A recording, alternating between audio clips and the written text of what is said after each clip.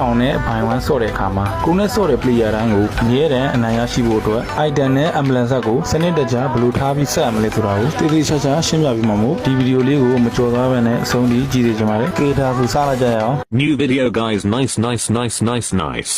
ပထမဆုံးတစ်ချက်အနေနဲ့ ambulance ဆက်ပေါ့နော် ambulance ဆက်ထားတဲ့နေရာမှာဘယ် ambulance ဆက်ကဘယ်လိုအလုပ်လုပ်လဲဆိုတော့တိကျသိဖို့လိုရပေါ့နော်ပထမဆုံးအကွက်မှာ tray ဆိုတဲ့ဒီလေးပွေးဓာတ်ပုံစံလေးကိုထားရမှာပဲဖြစ်ပါတယ်ဒီကောင်လေးကိုထားခြင်းအဖြစ် brother ရဲ့ချောင်းက enemy ကိုစက်တိုက် damage ပေးလေဒီဓာတ်ကြောင့် enemy ကပိုနာလေးပဲဖြစ်ပါတယ်ကဲနောက်တစ်ခုကတော့ master assassin လို့ခေါ်တဲ့ဒီ chain စကွင်းပုံစံလေးနဲ့ဟာကိုထားရမှာပဲဖြစ်ပါတယ်ဒီကောင်လေးကိုထားခြင်းဖြင့် 1vs1 ရှင် fight တဲ့နေရာမှာ damage ကို900%နီးတိုးစီမှာပဲဖြစ်ပါတယ်နောက်ဆုံးတစ်ခုမှာတော့ lethal ignition လို့ခေါ်တဲ့ဒီပစိန်နှစ်ဖက်ပုံနဲ့ကောင်လေးထားပေးရမှာပဲဖြစ်ပါတယ်။ကောင်လေးကိုထားခြင်းဖြင့် enemy ကို damage 5 ကြိမ်ထိပြီးတာနဲ့သူ့ရဲ့ခန္ဓာကိုယ်မှာအလိုအလျောက် damage 3 ကြိမ်ပေါက်နေမှာပဲဖြစ်ပါတယ်။ item တွေကတော့ကျွန်တော်ပြထားသလိုမျိုးလေးတစ်ဆင့်ရင်းပြီးတေချာဆက်ပေးဖို့လိုပါတယ်။ဒါမျိုးဆက်ခြင်းဖြင့် brother အနေနဲ့ဆောင်းရင်ကျန်းတဲ့ short player ဖြစ်ပါပြီ။